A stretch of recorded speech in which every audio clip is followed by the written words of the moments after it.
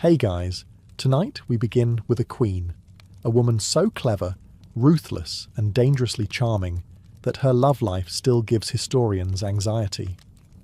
So before you get comfortable, take a moment to like the video and subscribe, but only if you genuinely enjoy what I do here. And let me know in the comments where you're tuning in from and what time it is for you. It's always fascinating to see who's joining us from around the world. Now, dim the lights, maybe turn on a fan for that soft background hum, and let's ease into tonight's journey together. Cleopatra VII didn't just inherit a throne, she inherited a family tragedy with better lighting. The Ptolemies, her ancestors, had ruled Egypt for nearly 3 centuries, and every single one of them seemed allergic to sanity.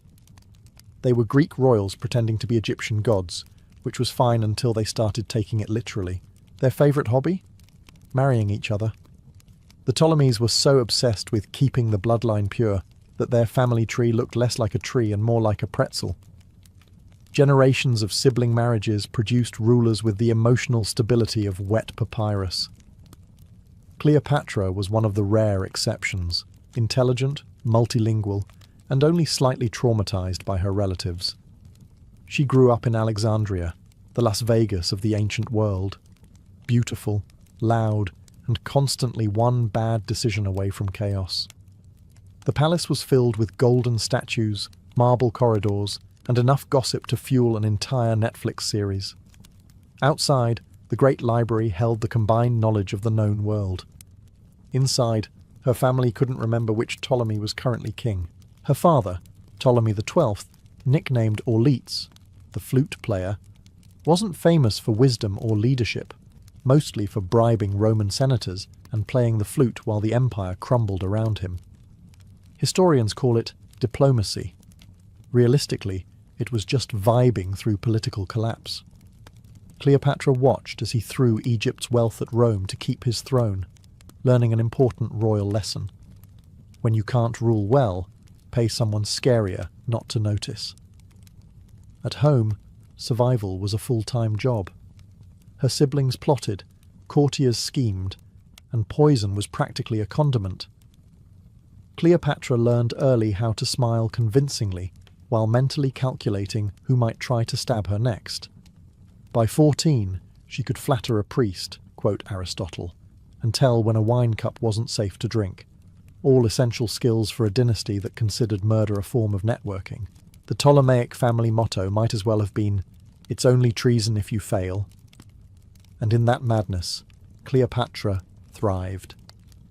While everyone else was busy inheriting paranoia, she inherited timing. The dynasty was rotting from the inside out, but Cleopatra already understood the truth. If your kingdom is burning, make sure the flames are flattering. Cleopatra's father, Ptolemy XII, was the kind of man who made you question hereditary monarchy.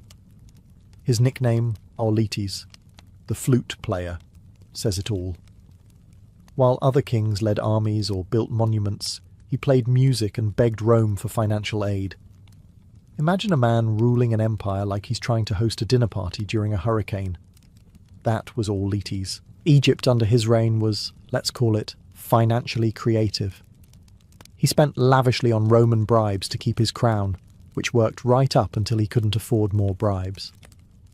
The treasury emptied, taxes skyrocketed, and the people rioted. Shocking, really, how little patience starving peasants have for imported harps. Cleopatra, however, was paying attention. She watched her father stumble through politics like a man wearing sandals on wet marble.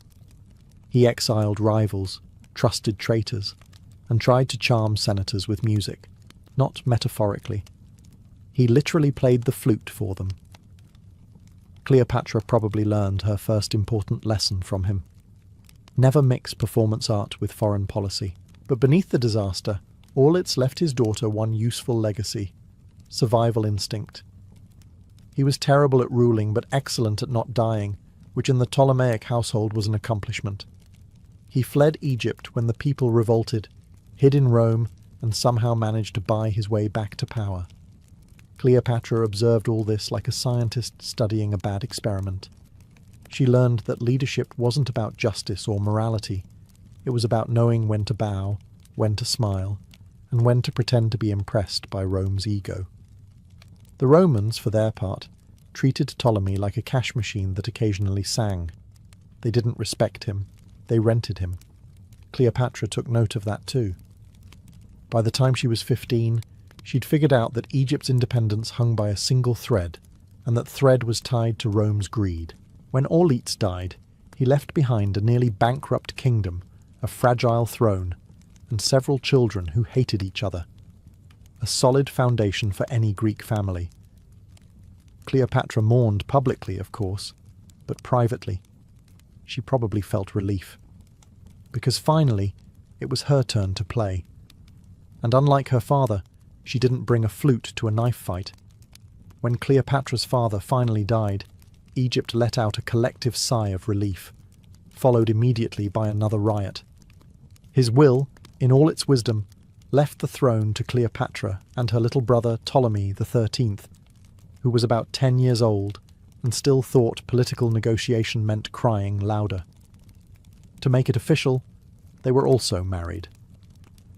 Because the Ptolemies loved two things above all else: power and deeply uncomfortable family dynamics. At first, Cleopatra probably thought she could handle him. She'd been trained in languages, mathematics, and diplomacy, while he was still learning to spell his own name without assistance. But, as usual, the adults ruined everything. Her brother's advisors, especially a man named Pothinus, the ancient world's answer to a corrupt campaign manager, decided Egypt didn't need one queen. It needed one puppet. Preferably the smaller, male, more manipulable one. Cleopatra, being allergic to manipulation, disagreed, and thus began the royal sibling rivalry that made every Thanksgiving dinner afterward look tame.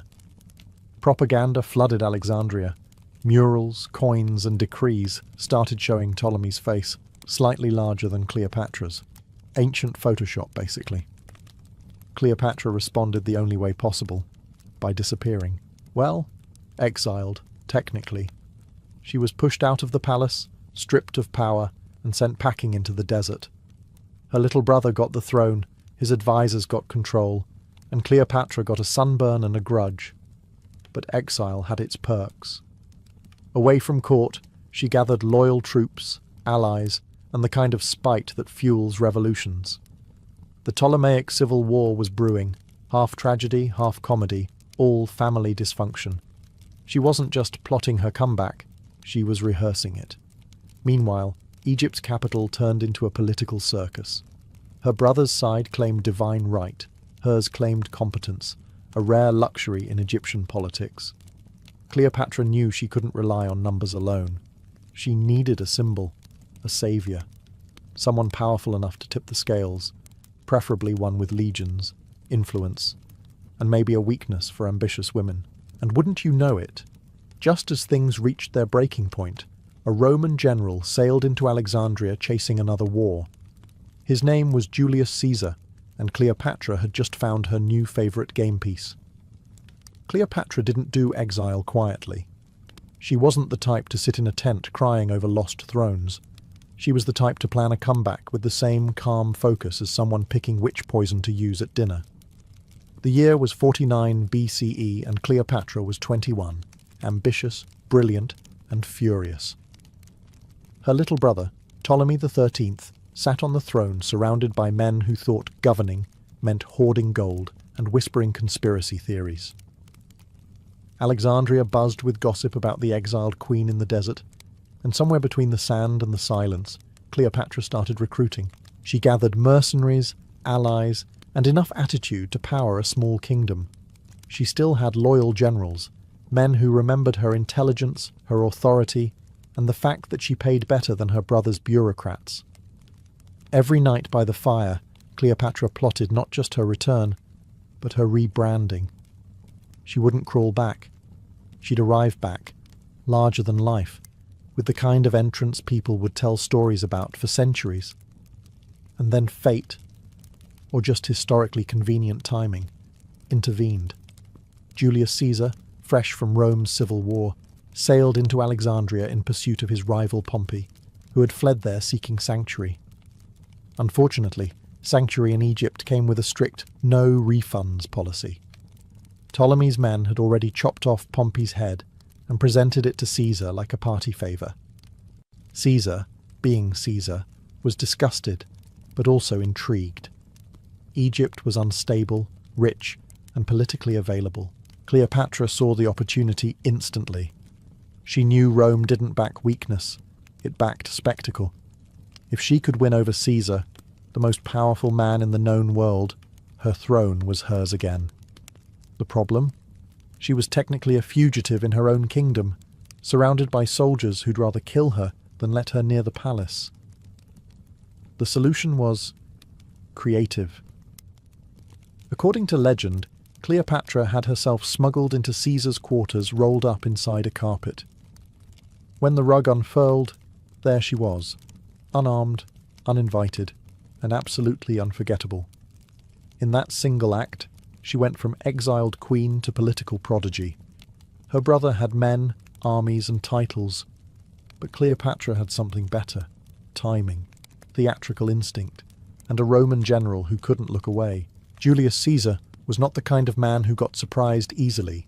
He'd conquered Gaul, survived mutiny, crossed the Rubicon, and overthrown a republic, all before lunch. But when a rolled-up carpet landed at his feet and Cleopatra uncoiled from it like a living metaphor for trouble, even Caesar had to pause and think, what in Jupiter's name just happened? There she was, 21, radiant, and perfectly aware of how shocking she looked standing in his chambers after weeks of civil war grime. Cleopatra didn't need soldiers. She had presentation. She spoke to him not as a beggar or a lover, but as an equal. And for a man who thought he'd already met every kind of genius and fool the world could offer, she was something new, a genius with eyeliner. Caesar listened to her pitch. Egypt in chaos, the throne unjustly stolen, the queen wronged but willing to make a deal. She offered stability, alliance, and Egypt's loyalty to Rome. What she didn't say, but both of them knew, was that she was also offering herself, not as a mistress, but as a political partner who understood Rome's hunger better than most Romans did. Within days, they were inseparable. Caesar moved into the royal palace, officially as a mediator, unofficially as Cleopatra's favourite Roman export. Her brother's camp panicked. Alexandria became a pressure cooker of gossip, armed guards, and misplaced torches. By the time Ptolemy's forces attacked the palace, Caesar and Cleopatra were already plotting a counterstrike between dinner courses. Their alliance wasn't romantic fluff. It was business wrapped in chemistry. Cleopatra gave Caesar a reason to stay in Egypt, and Caesar gave Cleopatra back her crown. Together, they crushed her brother's army along the Nile. Ptolemy, proving he was truly his father's son, tried to flee and promptly drowned, which is ancient history's way of saying, problem solved. When the dust settled, Cleopatra stood victorious beside the greatest general in the world. Egypt had a ruler again, Rome had a friend, and Caesar had the most complicated vacation of his life. For Cleopatra, this wasn't love. It was empire maintenance, and she'd just secured a renewal plan with benefits. Cleopatra didn't fall for Caesar. She recruited him. Their romance was less candlelit dinners and more high-stakes political theatre with suspiciously good lighting. She understood him instantly, an ambitious Roman with godlike self-esteem, the kind of man who could look in a mirror and see destiny staring back. Cleopatra didn't need to flatter him. She needed to reflect him. And she did, brilliantly. When Caesar looked at her, he saw a version of himself in eyeliner, intelligent, audacious, and allergic to mediocrity. She knew how to listen just long enough to make him feel wise, and how to challenge him just enough to make him obsessed. Egypt had gold, grain, and beauty, but Cleopatra was the export he didn't see coming. Their partnership was mutually beneficial, if not mutually honest. Caesar helped her reclaim her throne officially. She helped him pretend he wasn't looting Egypt unofficially. Together, they staged a new Egyptian monarchy, Cleopatra as the divine queen, Caesar as the civilized conqueror. It was a perfect PR arrangement. He left with trophies and bragging rights. She stayed with power and a baby. Yes, Caesarion, Little Caesar, was born soon after. The world's first royal rebrand in the form of a child. Cleopatra claimed he was Caesar's son. Rome collectively rolled its eyes and muttered, "Sure, Jan." But it didn't matter. In Egypt, perception was power, and Cleopatra's people saw her not just as queen, but as goddess and mother, a living Isis. While Caesar returned to Rome to patch up his republic, spoiler, he failed, Cleopatra ruled Egypt like she'd never left. She cut taxes, opened trade routes, and personally oversaw the Nile's administration, proving she wasn't just beautiful, she was annoyingly competent. And that, more than her looks, terrified Rome. Because Cleopatra didn't just charm Caesar, she outperformed him. She took the same ambition that built empires and made it look elegant. But Rome was watching. Senators whispered, poets gossiped, and the same men who toasted Caesar's victories began to ask uncomfortable questions about the queen who smiled too wisely. And Cleopatra, ever the strategist, knew it.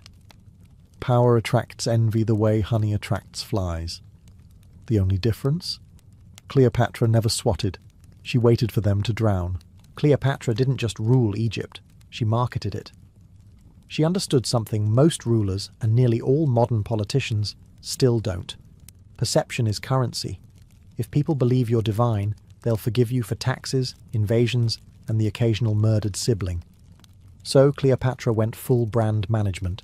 She presented herself not just as a queen, but as Isis reborn, the mother goddess of Egypt. Her portraits shifted. Gone was the Greek royal aesthetic of past Ptolemies. In came Egyptian crowns, golden robes, and a public persona that said, "Yes, I'm mortal, but only on my less photogenic days." She spoke Egyptian fluently, the first ruler in her dynasty to bother learning it. The people adored her for it. Her Greek ancestors had treated the local language like a contagious disease. Cleopatra used it like a weapon. When she addressed the crowds, she didn't need translators, just charisma and eyeliner sharp enough to puncture egos. Inside her palace, every surface gleamed. Statues of gods, marble floors, scented lamps. Egypt was broke, but her image was priceless. She turned her palace into a stage, her life into theatre, and her rule into myth. Cleopatra wasn't just playing politics, she was curating legend. Of course, Rome didn't buy it. To them, she was an exotic distraction wrapped in perfume and deceit. But Rome's disdain only made her myth stronger, because while senators in togas mocked her Eastern excess, half their generals were writing her letters under the table. She threw feasts that blurred the line between religion and PR stunt. One dinner allegedly cost enough to feed Egypt for a year. She drank pearls dissolved in vinegar to prove she could. History's first influencer flex. The message was clear. If wealth, wit, and seduction were weapons, she was armed to the teeth. Cleopatra didn't simply possess power, she looked like power. Every coin, every mural, every performance reinforced it. Her subjects didn't see a mortal queen playing politics. They saw the gods returning to earth. And that was her real genius. While Rome was busy conquering land, Cleopatra conquered imagination, and that lasts longer than marble. Cleopatra's life was going perfectly, which in history is the surest sign that disaster is warming up off stage. Julius Caesar, her Roman sponsor, lover, and human shield, had returned to Rome, where he was busy pretending to restore the Republic while secretly converting it into a personality cult.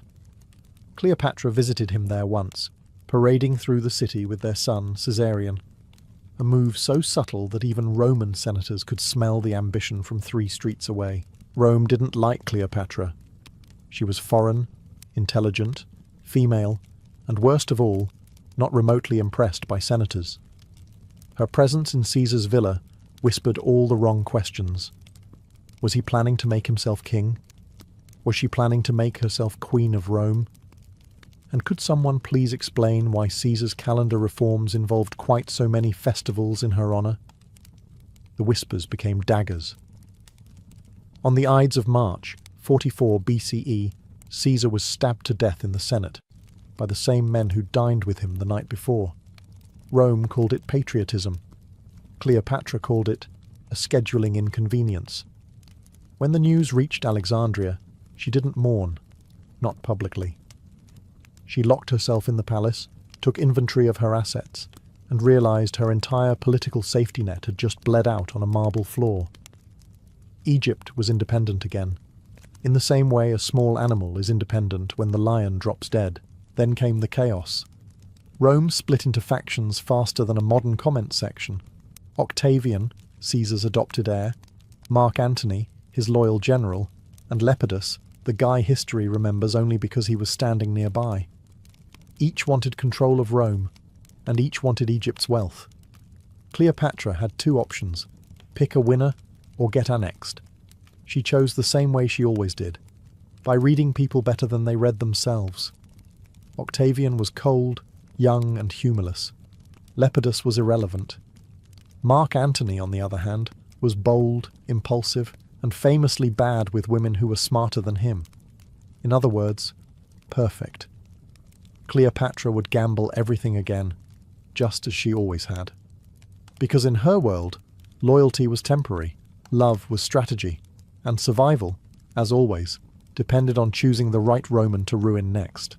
Mark Antony was everything Rome admired in a man: brave, charming, and catastrophically irresponsible. He drank like Bacchus, fought like Mars, and thought like, well, not at all. After Caesar's assassination, Antony had inherited half of Rome and all of its bad habits. When Cleopatra received his summons to meet him in Tarsus, she recognized opportunity wrapped in ego and cologne. Antony demanded her presence to explain her loyalty, which was Roman for show up and flatter me. Most rulers would have sent envoys. Cleopatra sent a floating theatre production. She sailed up the river on a golden barge, under purple sails that smelled of incense and scandal. Musicians played, slaves fanned perfumed air, and Cleopatra reclined under a gilded canopy dressed as Isis herself. It was less a diplomatic meeting and more a religious experience with better lighting. Antony, waiting on shore in full military armour, instantly forgot why he'd summoned her. Legend says she invited him to dinner, and he never quite left. The two of them together were unstoppable. And by unstoppable, we mean spectacularly self-destructive. Cleopatra had finally met someone who loved extravagance as much as she loved manipulation. Antony adored her wit, her laughter, and her treasury. She adored his influence, his loyalty, and his ability to annoy Octavian. Their relationship was an alliance first, romance second, and economic partnership always. Cleopatra funded his campaigns, fed his troops, and reminded him daily that Rome's east belonged to her, not him. In return, Antony gave her legitimacy, protection, and the world's most entertaining chaos. But while Egypt feasted and celebrated their union, Rome was losing patience. Senators back home whispered that Antony had fallen under a foreign spell. Octavian, Caesar's adopted heir and part-time professional buzzkill, began spreading rumours. Cleopatra had bewitched Antony, enslaved him, and was plotting to rule from Alexandria. For Rome, that was scandal. For Cleopatra, it was Tuesday. Still, she knew where this road led. Power always came with a curse, and Antony was charmingly doomed.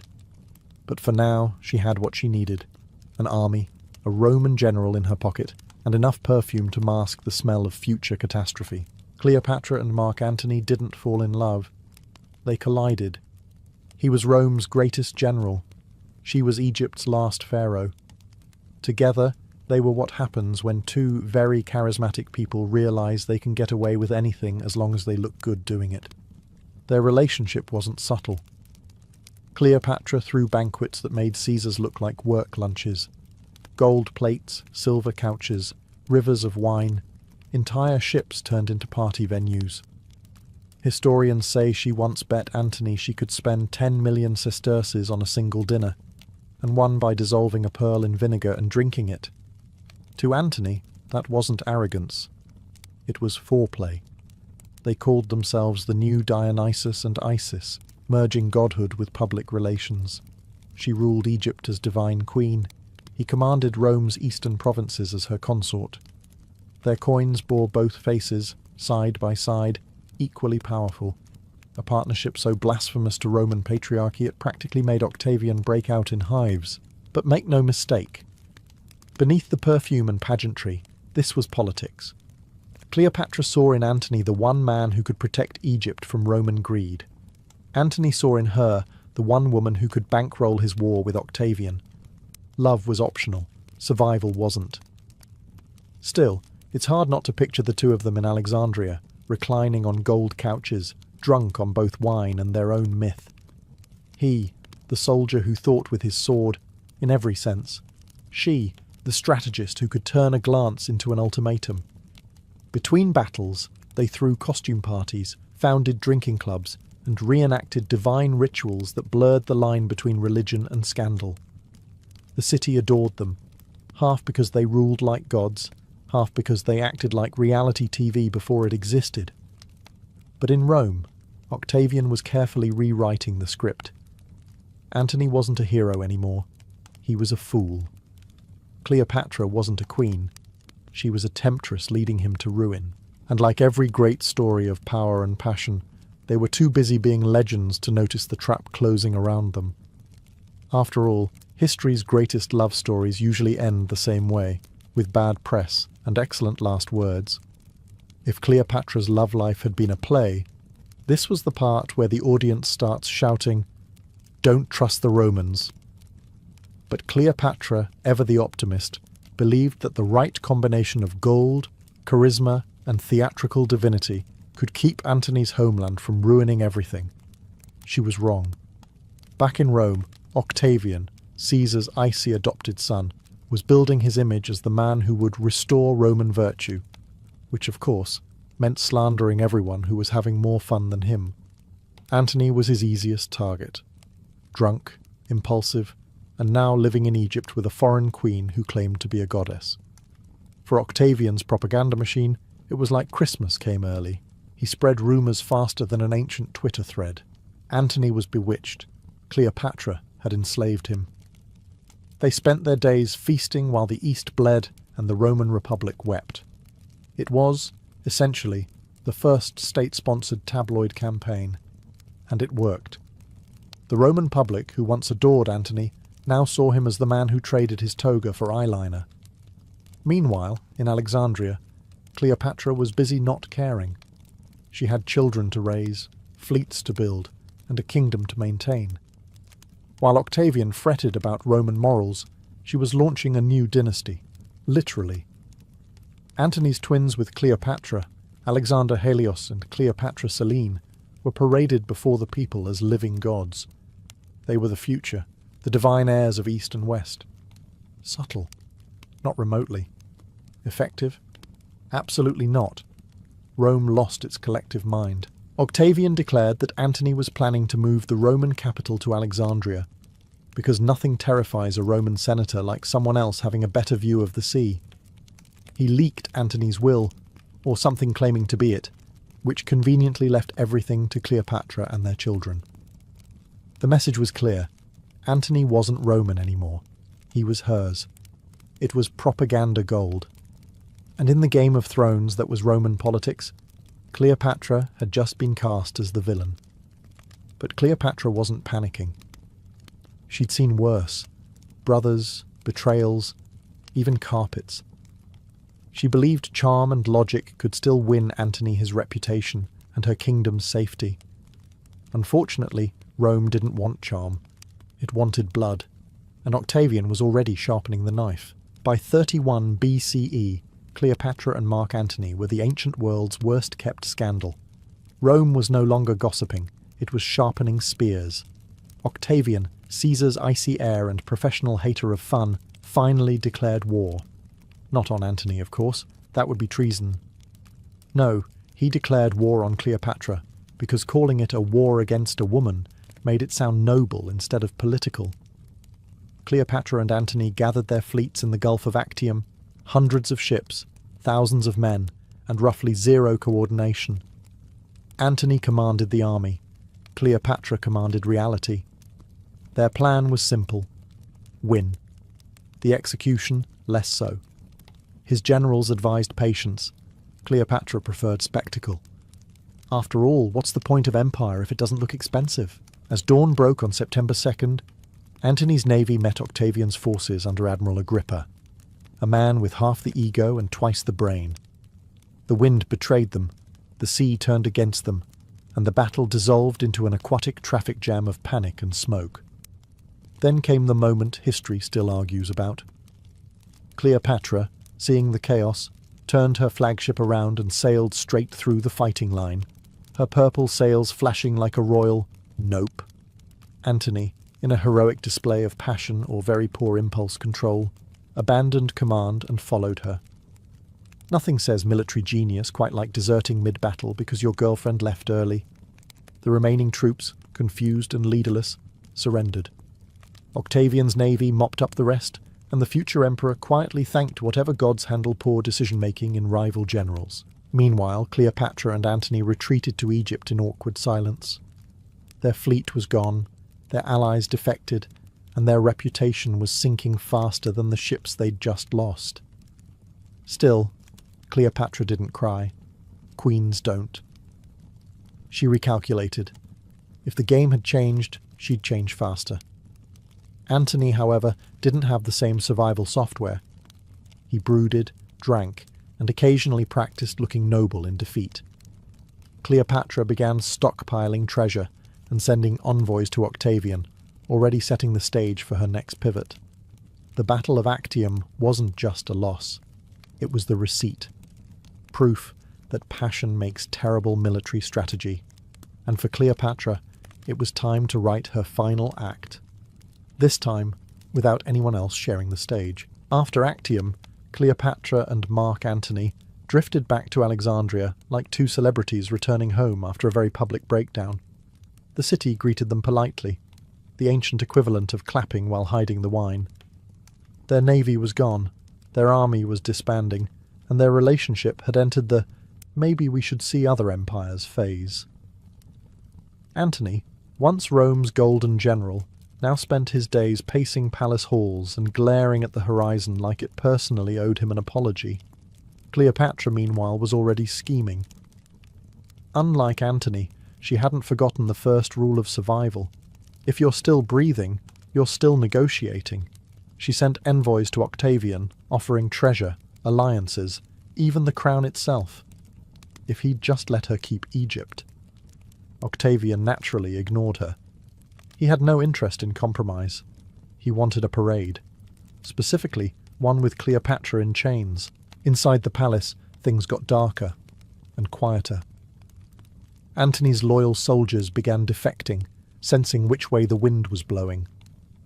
Cleopatra sealed off her treasury, counting gold and options with the calm precision of a woman planning her own ending. Every night she held audiences, dressed in full regalia, as if pretending the empire wasn't collapsing could somehow stop it. Then came the rumours that Cleopatra had betrayed Antony, that she was plotting to save herself. Octavian's envoys whispered lies, and Antony, ever the master of bad timing, believed them. In despair he fell on his sword, missing the part where Cleopatra was still alive. It was the ancient world's most tragic miscommunication, second only to the invention of politics.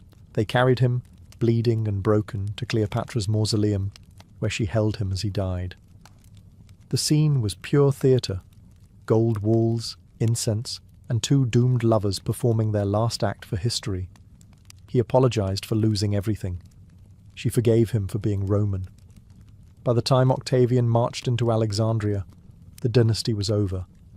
The priests fell silent, the nobles fled, and Egypt, once the jewel of the world, became just another trophy for Rome.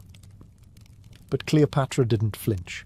She'd lost battles, lovers, and kingdoms. But she still had her image, and in a world run by men who worshipped control, that was her last weapon. When Octavian entered Alexandria, Cleopatra was done pretending to be mortal. Her armies had surrendered, her allies were gone, and her lover was dead. which, given her track record with men, was statistically inevitable. But Cleopatra didn't plan to die badly. If Rome was going to end her story, she'd direct the finale herself. She locked herself in her mausoleum, a glittering tomb she'd had built years earlier. Because when you're a Ptolemy, it's best to keep your grave pre-furnished. There, surrounded by gold, incense, and the world's most awkward servants, she began her masterpiece, a death that would outshine Octavian's entire career. Octavian, eager to show his victory, demanded that she surrender alive so he could parade her through Rome. The ultimate humiliation. Cleopatra agreed to meet him, but when he arrived, she emerged in royal robes and jewels, her head held high, as though she were doing him the favour. Even Octavian, the man who treated emotion like a taxable offence, was momentarily speechless. Still, he wanted her alive. A living Cleopatra was good propaganda. A dead one was just another headline. He left guards, confident she'd comply. Cleopatra smiled politely and began planning her exit. The details are legendary but delightfully vague. Some say she smuggled a venomous asp inside a basket of figs. Others say she drank poison disguised as perfume. Either way, when her servants finally returned, the queen was found seated on her throne, radiant and still, wearing her crown, as if death itself had paused to admire the staging. Octavian arrived too late. He'd won Egypt but lost the show. The woman he wanted to humiliate had written her own ending, elegant, symbolic, and impossible to improve upon. History would remember him as a conqueror. But Cleopatra? She became something rarer, a legend. Her death wasn't surrender. It was punctuation. The final deliberate period at the end of 3,000 years of pharaohs. The girl who'd survived a dynasty of lunatics, seduced an empire, and ruled through spectacle, had chosen the one act Rome couldn't control. In the end, she didn't die for love or pride. She died for authorship, because queens lose battles, but myths never kneel. Cleopatra may have died, but she refused to leave quietly. The moment she stopped breathing, Rome started rewriting. Octavian strutted around Alexandria declaring victory, though his army had mostly fought confusion and sand. He took her treasures, executed anyone too loyal, and claimed he'd liberated Egypt. From what exactly remains unclear, possibly from the burden of having culture. He paraded her image through Rome, but not her body. That was too risky. Even dead, Cleopatra had charisma. Romans feared the crowd might start cheering. So Octavian turned her into propaganda. A seductive witch, a foreign temptress who lured good men to ruin. Because, as everyone knows, when a powerful woman wins, it's witchcraft. When a man loses, it's her fault, yet the myth didn't die the way he hoped. For centuries, Cleopatra's name lingered like perfume after scandal. Poets, painters, and playwrights kept resurrecting her, each version more dramatic than the last. In some, she was a manipulator. In others, a martyr. But always, she was unforgettable. No one builds a legend that strong by being ordinary. Rome became the empire it had always wanted to be, bloated, efficient, joyless, while Egypt became a province, its gods repackaged as Roman tourist attractions. The pharaohs were gone, but Cleopatra remained, in marble, in manuscripts, in every whispered tale about beauty, power, and the fatal combination of the two. Even 2,000 years later, her name still carries voltage. Scholars argue over her ancestry. Lovers, politics, and death method like gossip columnists on a deadline.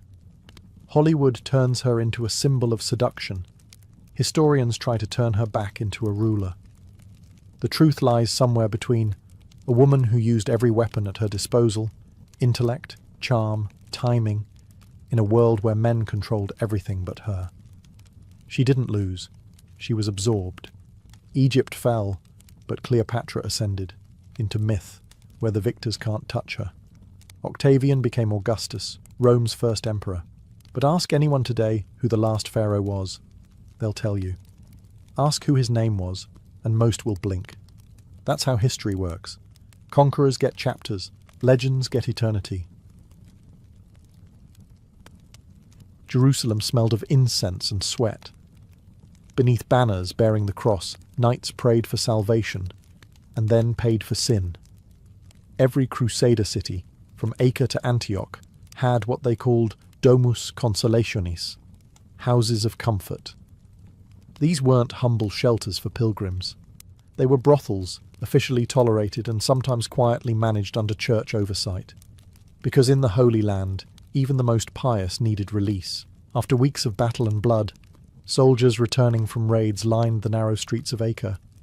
They sought wine, warmth, and women. The only relief that made life under God's burning sun bearable. These establishments were rarely hidden. Red lamps, perfumed air, and veiled women marked their doors. The church, which preached purity, learned early that trying to suppress lust only drove it underground. Instead, bishops and priests began regulating it, setting prices, approving moral conduct, and even collecting tithes from what they called necessary evil. Behind the altar and the confessional, priests knew the cycle well. A knight sinned on Saturday night and confessed on Sunday morning. The same man who kissed the relic of a saint would whisper filthy secrets through the confessional great hours later. This duality became a way of life. Sin was inevitable, and forgiveness, a service rendered for a fee. Absolution had become a business. Records from the orders of the temple and the hospital show how deeply this hypocrisy ran. Brothel taxes were sometimes used to fund repairs for chapels or hospitals. The same hands that held rosaries also counted the silver earned from sin. Confessors began to specialize in these sins of the flesh, guiding warriors through moral gymnastics to balance desire and devotion. The priests became spiritual accountants, subtracting lust, adding prayer. Yet, in this strange economy of guilt and grace, something darker brewed. Women in these houses were often captives, Greek, Syrian, or Armenian, taken as spoils of war. Their bodies became tools of both comfort and control. The church could forgive the men, but not the women. They remained the eternal sinners, even when their only sin was survival. And thus, in the shadow of the cross, redemption and corruption knelt side by side, both paying the same tithe to God's house. Forgiveness was supposed to be divine. But in the Crusader states, it was bureaucratic. Sin had a price tag, and the church made sure to collect. In cities like Jerusalem and Tyre, priests and monks worked alongside merchants to maintain what one chronicler called a holy balance between lust and redemption. Every transaction of the flesh was mirrored by another, the sale of spiritual pardon. A soldier who visited a brothel could buy back his soul before the next sunrise. All it took was a confession, a small donation, and sometimes a candle offering. Over time, this system became routine, a rhythm of indulgence and repentance. Priests even created sin tariffs, fixed rates for various transgressions. A night with a prostitute, 2 silver deniers, lying to a superior officer. 3. Killing a man without penance. 7. The spiritual marketplace was thriving. This trade in absolution filled the coffers of the Latin Patriarchate of Jerusalem. Money from these penances funded church repairs, new vestments, and even the maintenance of relics. To the clergy, it was better to channel sin than to fight it. If desire couldn't be destroyed, it could at least be taxed and purified through ritual. In a strange twist, the very sins the church condemned became the foundation of its financial survival in the East. For the crusading knights, this arrangement was convenient.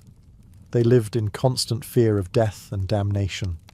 A battlefield confession could save a soul, but a quick visit to the priest after the brothel made eternity seem negotiable.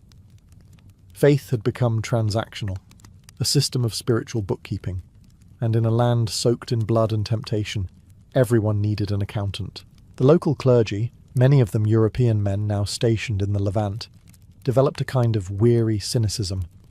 They heard the same confessions over and over. "Father, I have sinned. Again." They absolved the same men countless times, knowing full well the cycle would repeat by week's end. Some began to joke that, for every soldier, 2 whores and 1 confessor are needed. It was an open secret. The cross on a knight's tunic might have symbolized purity, but behind the cathedral doors, purity was for sale. And as the war dragged on, the Church learned an eternal truth. Salvation, like everything else in the Holy Land, could be bought for the right price. While knights and priests debated morality, the women inside those brothels carried the true weight of the Crusades. They were the silent economy beneath the banners, forgotten in scripture, remembered only in whispers. Some were camp followers who crossed the Mediterranean seeking survival. Others were captives, Greek, Armenian, Syrian, or even Muslim women taken as prizes of conquest. Once they entered a domus consolationis, escape was rare. A woman's worth was measured in coin and confession. She was expected to provide comfort to Christian soldiers, but purity, that sacred obsession of the Church, was a one-sided ideal. For her, no priest offered absolution. In the eyes of the clergy, she embodied sin itself, a living temptation sent to test men's virtue. And yet, without her, the fragile illusion of Crusader piety would collapse. In Acre's red light quarter, the brothels formed a district of their own. By night, the air filled with lute songs, incense, and the smell of sweat and wine. Prostitutes wore crosses on their sleeves, not out of devotion, but as a mark of ownership. They were considered church property, protected and regulated like livestock. Bishops issued ordinances to ensure cleanliness of body before the soldiers entered, often forcing women to bathe in cold cisterns under guard. Even the act of sin had rules. Some women found cunning ways to reclaim fragments of power. They whispered gossip to priests, extracted favours from drunk knights, or earned secret fortunes that bought small freedoms. Others turned to faith in private, praying to saints who had suffered, Mary Magdalene chief among them. To these women, she wasn't just a saint, she was a mirror. A woman shamed by men, redeemed by her own endurance. Their stories were rarely recorded, but their presence shaped the moral landscape of the Crusader world. They softened the brutal edges of war with their humanity, even when treated as disposable. Behind every confession whispered in candlelight stood a woman who had made that sin possible. And though priests preached that these women were bound for damnation, the irony was unmissable. The men who damned them needed them most. In a land obsessed with holiness, salvation and desire slept under the same roof, separated only by a curtain, a prayer, and a handful of silver. If the brothels were the body of Crusader sin, confession was its soul, and the priests were the keepers of both. They lived in an impossible contradiction, guardians of morality who knew more filth than any soldier. The confessional became the war's true battleground, not of swords, but of secrets. Behind the carved wooden screens of chapels in Jerusalem or Antioch, knights unburdened their lusts, their murders, and their blasphemies. And the priests listened, not shocked, but calculating, to absolve or not to absolve.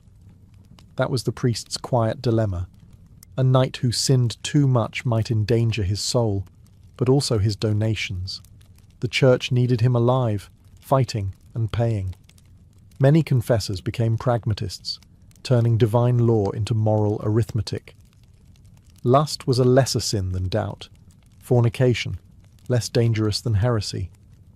One priest reportedly told a soldier, "Better a warm bed than a cold faith." And with that, sin became manageable, even respectable. These confessions created a strange intimacy between warrior and priest. A knight might fear God, but not his confessor. They drank together, blessed each other before battle, and sometimes shared the same women. Chronicles mention priests caught frequenting the very houses they condemned, claiming they went only to save souls. In truth, temptation did not stop at the cloth. The papal authorities, far away in Rome, sent letters of warning, reminding their clergy to remain pure in body and spirit. But purity in the Levant was a myth. Desert winds carried too much dust, and even the holiest robes gathered stains. Many priests came to see their role as a kind of maintenance service, keeping men spiritually functional rather than saintly. When plague or battle claimed a knight, it was often his confessor who buried him, murmuring prayers over a man whose sins he knew too well. Some priests wept, not from pity, but from the exhaustion of hearing too much darkness. They were the psychologists of an age before therapy, balancing divine mercy with administrative efficiency. And so, the Church's most sacred rite, confession, became an open market of secrets, a system built not to purify men but to keep them marching. For every absolution granted, another sin was waiting, already rehearsed, already forgiven, already priced. Among the armoured knights and Latin priests were thousands of pilgrims, peasants, widows, merchants, all travelling to the Holy Land seeking redemption. Yet, the same ports that welcomed holy travellers also catered to their weaknesses. In Jaffa, Tyre and Acre, taverns doubled as brothels, and every pilgrim road had a house of comfort waiting just beyond the city gates. Pilgrimage, once a journey of purification, had become a test of temptation. These pilgrims often arrived weary, sunburnt and frightened. They had sold their possessions, endured storms and raids, and now stood where Christ once walked. But holiness was not what they found first. It was hustlers, traders, and women whose smiles promised comfort after years of hardship. The Church tolerated this paradox because pilgrimage brought profit. Each pilgrim paid taxes, bought relics, and donated at shrines. And when they inevitably sinned, they paid again, for confession, for penance, for redemption. Chroniclers wrote of priests who sat beside brothel doors, waiting to offer instant forgiveness. Some would bless travellers as they entered, and absolve them as they left. It was a closed loop of sin and salvation, a self-sustaining system that kept the wheels of faith turning. The Church called it pastoral care. The cynical called it business genius.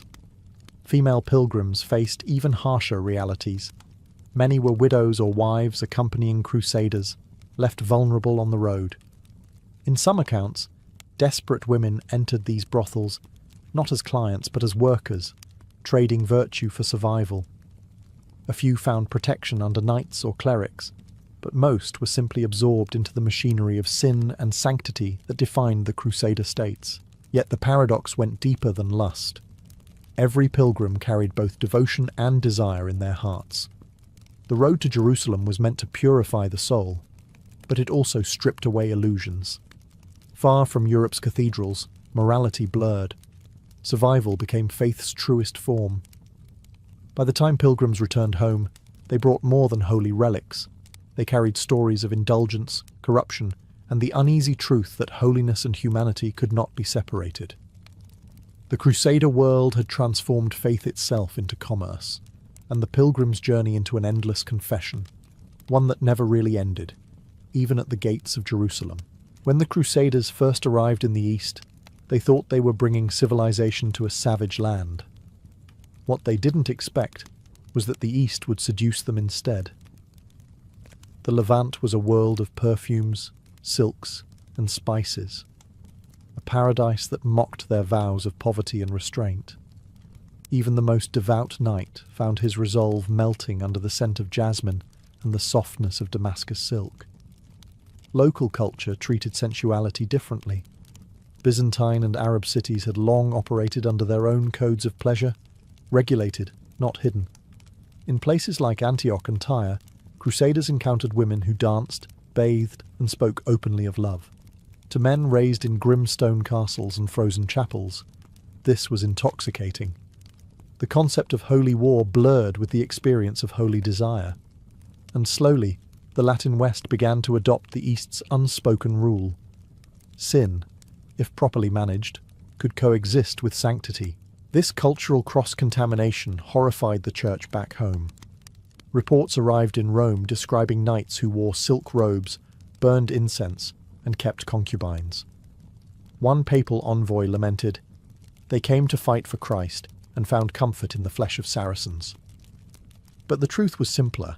The Crusaders had discovered pleasure, and no amount of guilt could unlearn it. Some brothels even began offering women from distant lands, Moorish, Armenian, Greek, marketed as exotic salvation for the weary warrior. They spoke several languages, knew fragments of hymns, and learned to mimic piety when priests came knocking. A strange fusion emerged, women dressed in veils embroidered with crosses, offering both sin and solace in one gesture. For many nights, confession became part of the ritual, not an act of repentance, but of renewal. A night in silk, followed by a morning in sackcloth. Desire and devotion became twin pillars of their faith. The East had taught them something the West had tried to forget, that holiness without temptation was meaningless. By the 12th century, the line between the crusader and the courtesan had blurred beyond recognition. The Holy Land had become both a battlefield and a brothel, a place where men fought for heaven by day and bargained with hell by night, wrapped in silk and forgiven by dawn. By the height of the 12th century, confession in the Crusader states had evolved into something far beyond a spiritual duty. It was an economy in itself. Every sin had a price, every indulgence a receipt, and every act of repentance a potential profit. The Church had perfected a system where guilt could be monetized and mercy could be sold in bulk. In the bustling streets of Acre, clerks sat behind wooden stalls near the great churches, recording payments made by soldiers, pilgrims, and even prostitutes. Confession receipts were issued as proof of absolution. Parchment notes sealed with wax and signed by a local priest. These slips became a kind of moral currency. If a knight was accused of vice, he could simply present his receipt, paid, forgiven, and sanctified. It was clever theology wrapped in economics. The Church maintained spiritual authority while ensuring financial stability. The same silver that bought indulgences, funded hospitals, fortified walls, and fed armies. As long as sin existed, and it always did, the flow of wealth never stopped. The papacy's representatives in Jerusalem even set quotas, expecting each diocese to generate a certain amount from penitential dues. Salvation had entered the marketplace. Knights joked about it openly. One chronicler records a knight saying, "God's forgiveness is cheaper than wine in Acre." But the laughter hid an uneasy truth. The crusading ideal was rotting from within.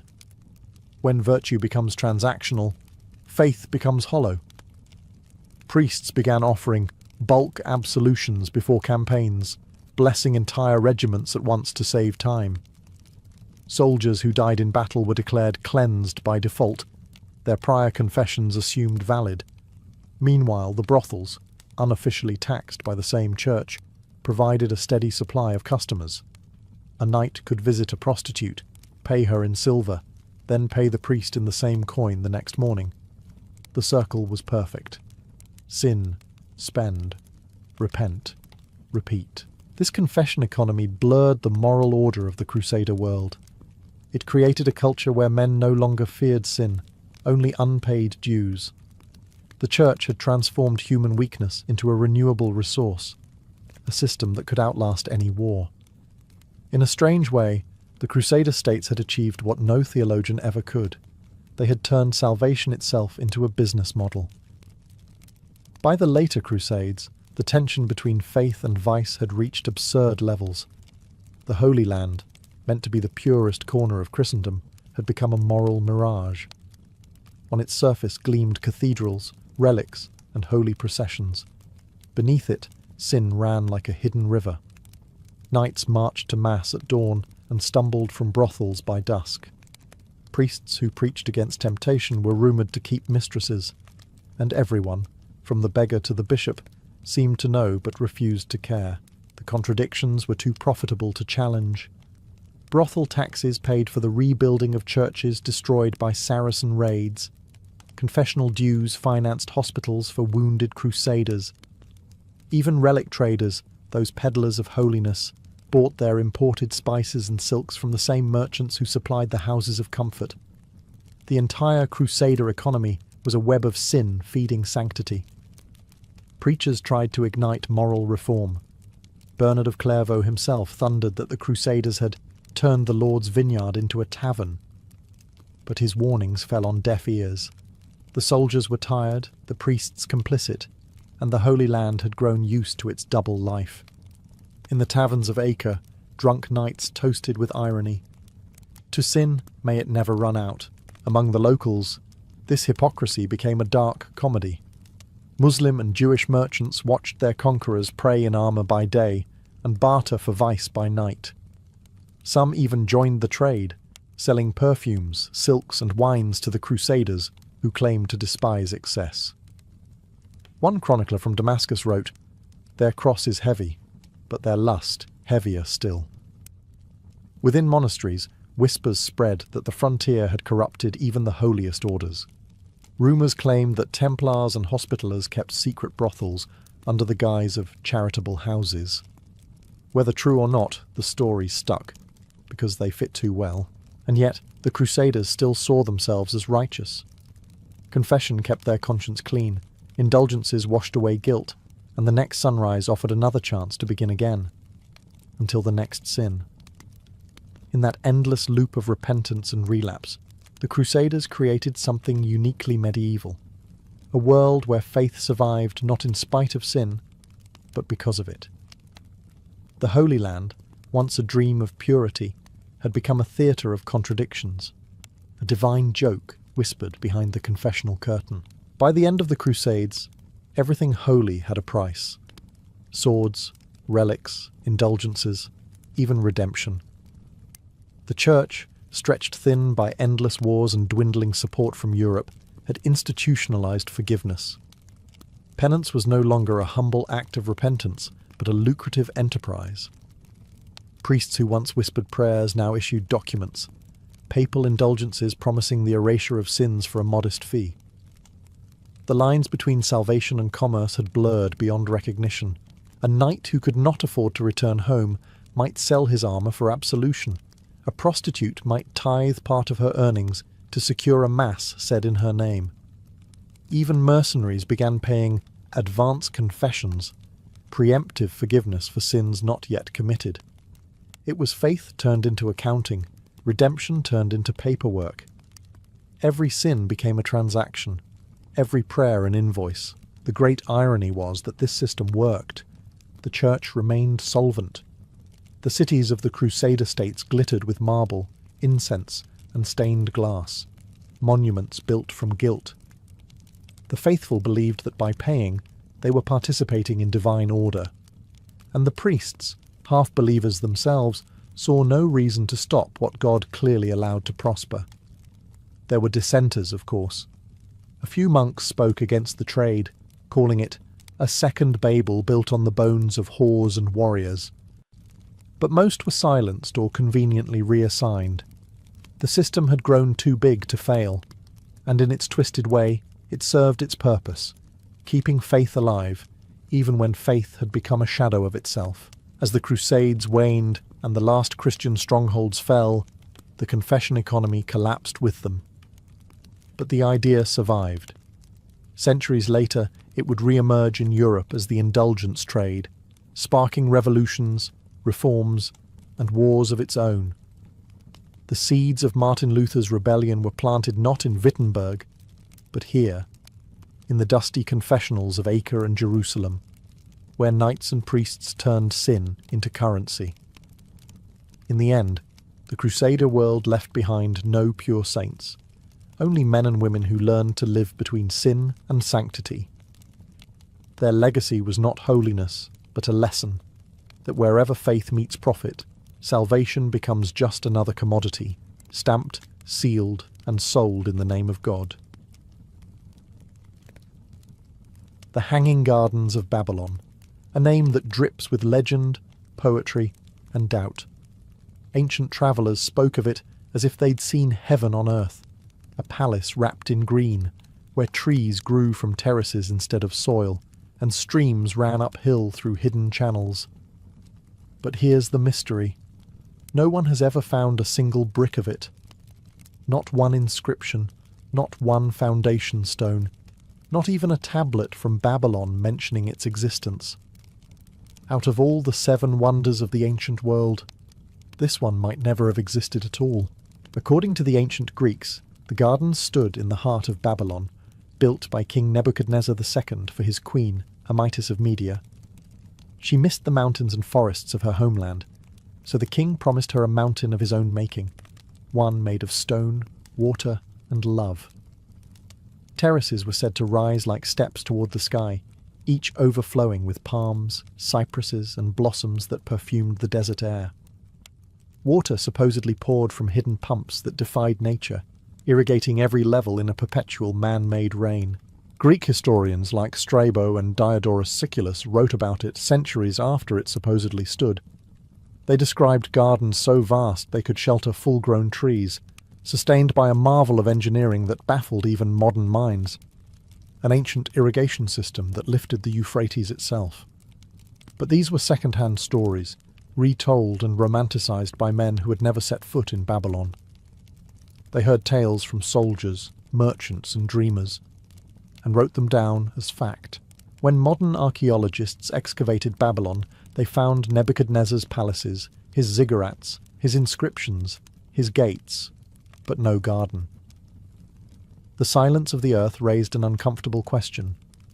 Had everyone been chasing a mirage? Some scholars began to suspect that the gardens weren't in Babylon at all, but far to the north, in the Assyrian capital of Nineveh, built by King Sennacherib. He, too, wrote of a palace without rival and gardens nourished by aqueducts. His city, unlike Babylon, had the water systems to make it real. So perhaps the hanging gardens never hung over Babylon's plains, but over Nineveh's hills. And like so many wonders of the ancient world, they live on not in stone, but in story, suspended forever between memory and myth. Every legend needs a heartbeat, and in this one, it belongs to a woman, Queen Amytis of Media. She was said to be the beloved wife of King Nebuchadnezzar II, ruler of the Neo-Babylonian Empire in the 6th century BC. History remembers him as the builder of Babylon's walls and its great Ishtar Gate, but love, it seems, inspired his most beautiful creation. According to Greek historians, Amytis longed for the green mountains and cool valleys of her homeland.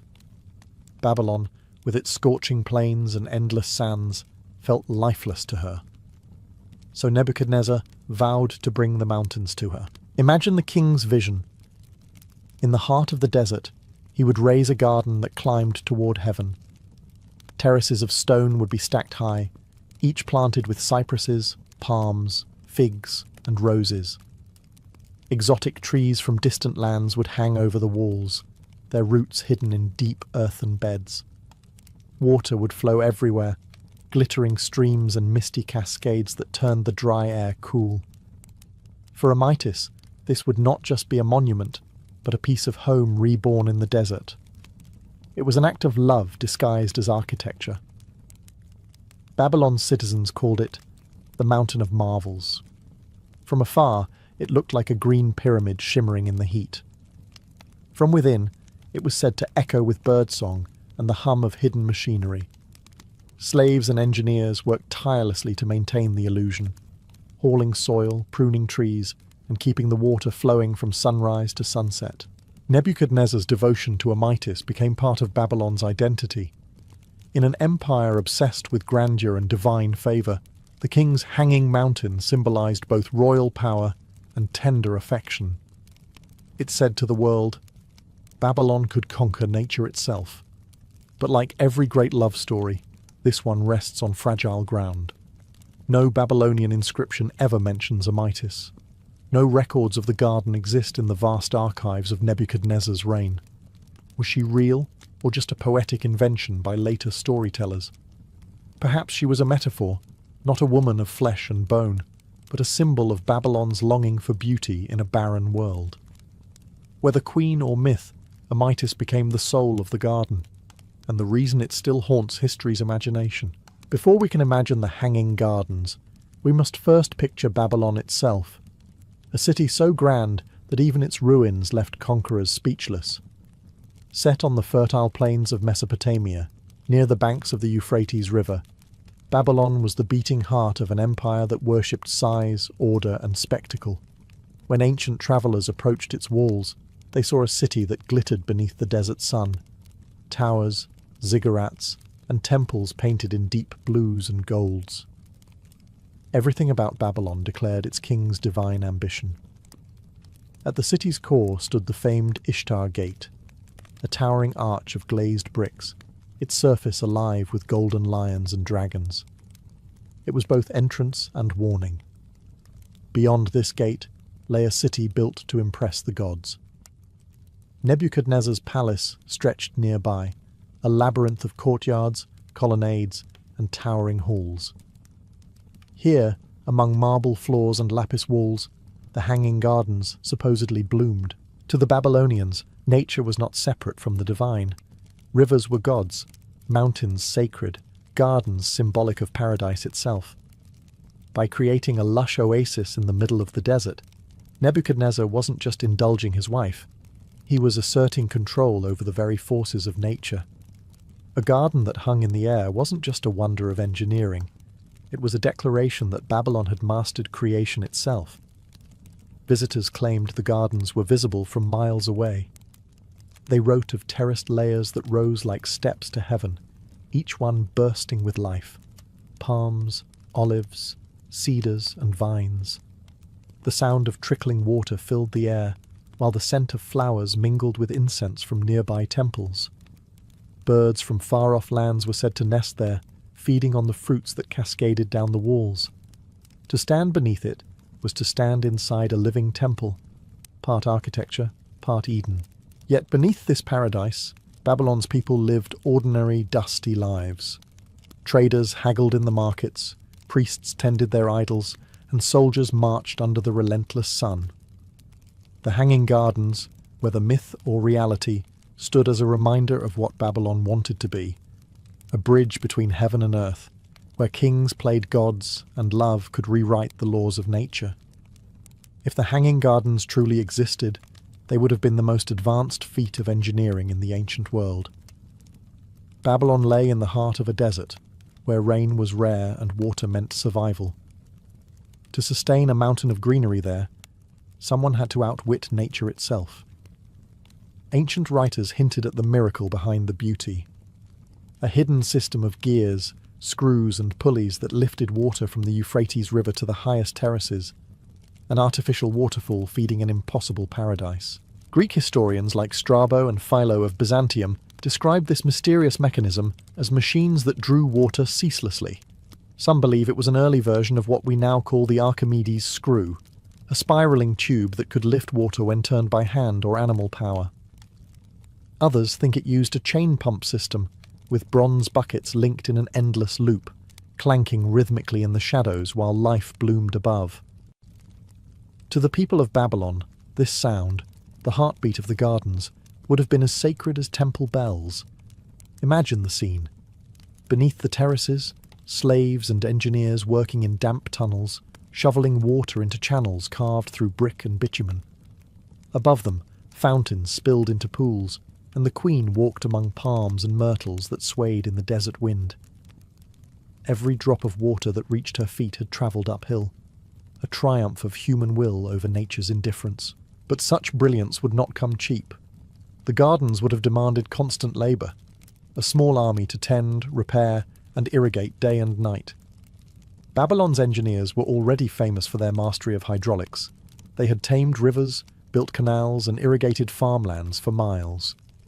The hanging gardens were simply the grandest expression of that same obsession, the urge to control water, and through it, life itself. Whether myth or memory, this imagined machinery reveals something deeper about the ancient mind, a belief that paradise could be built, not just found.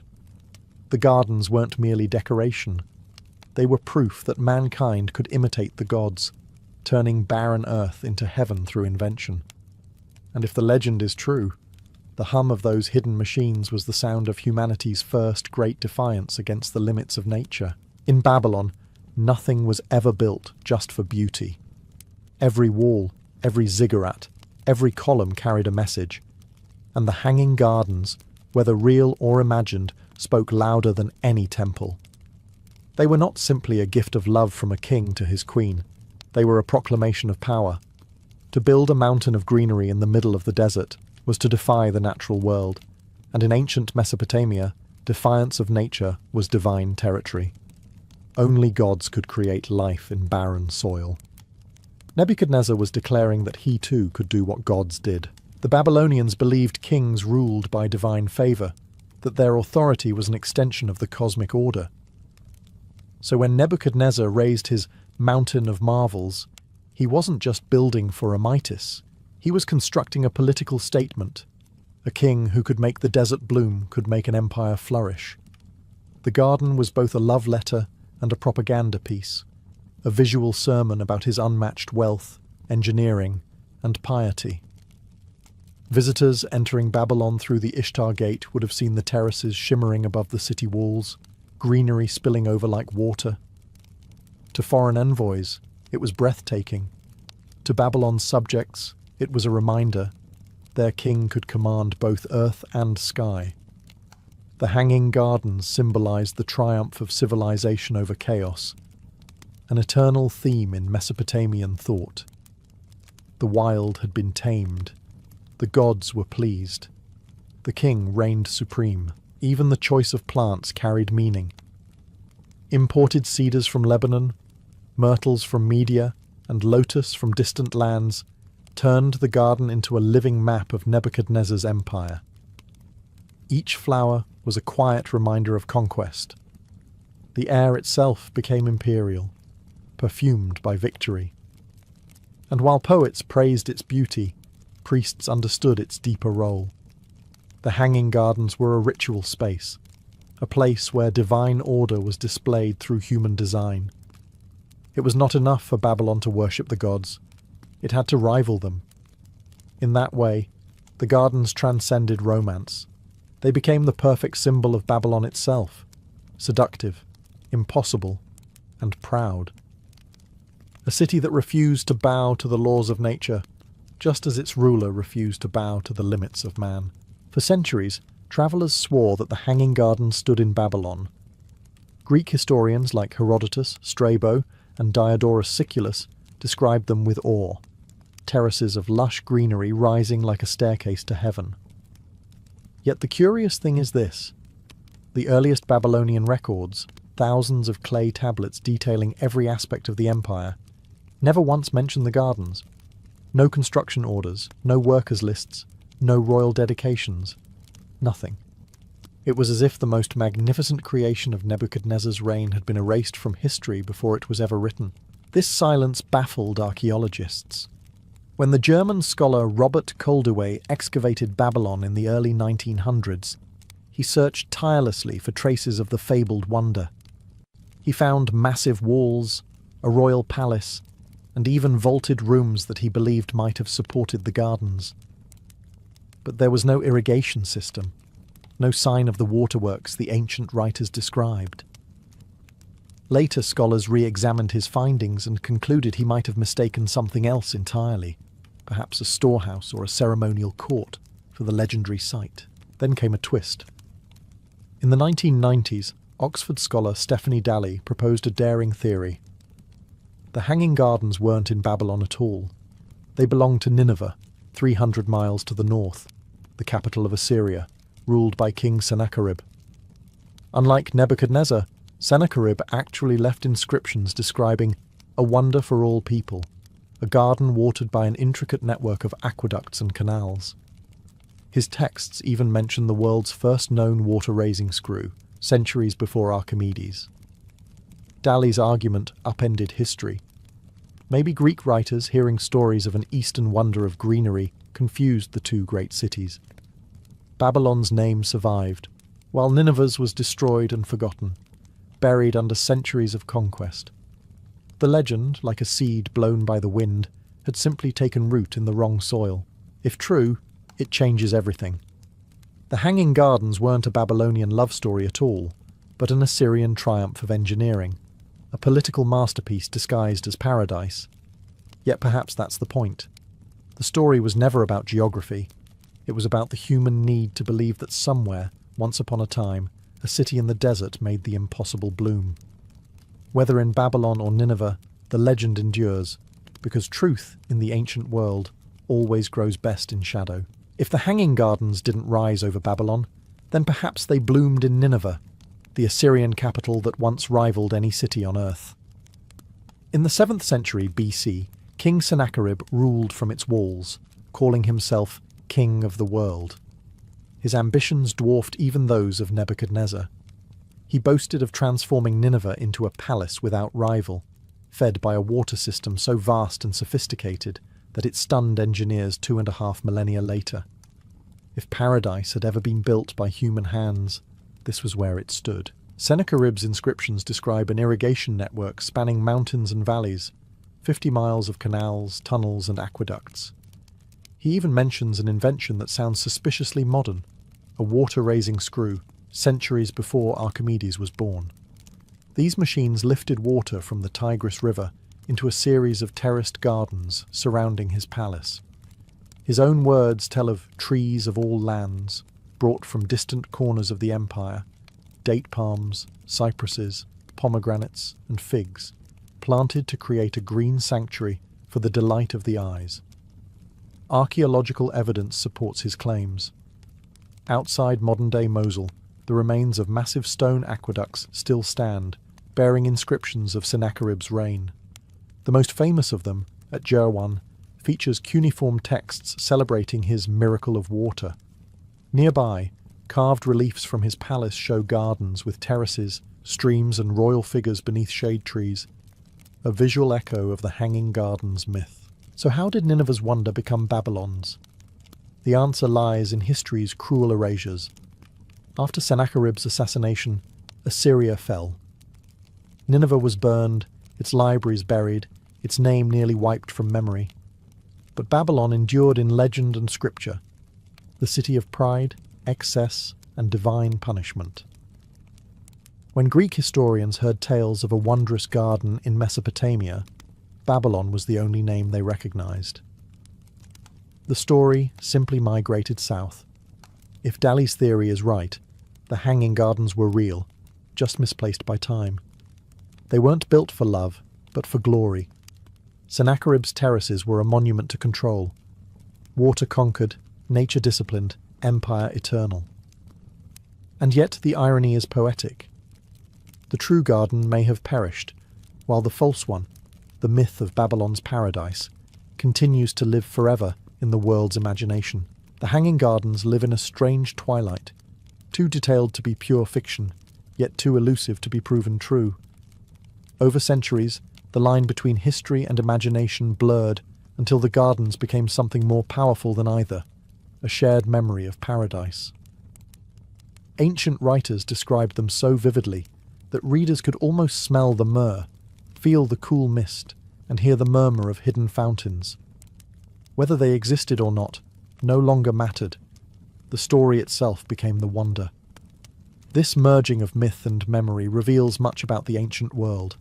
To the Greeks, who adored order and beauty, the Hanging Gardens were a symbol of human triumph over nature. To later scholars, they embodied love, a king's devotion turned into architecture.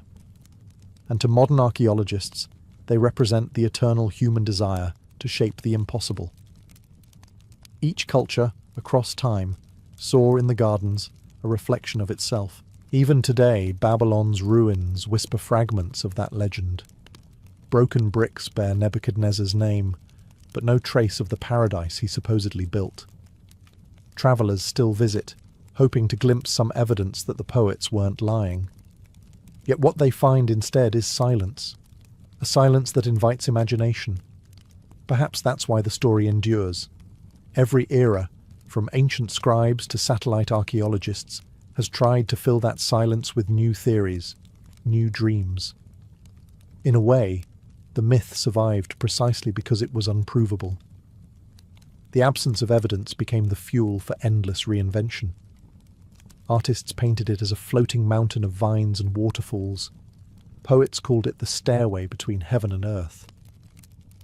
When Alexander the Great conquered Babylon, his men swore they saw the remnants of the gardens, though perhaps what they really saw were their own fantasies reflected in the ruins. Over time, the Hanging Gardens came to stand for more than Nebuchadnezzar or Sennacherib ever intended.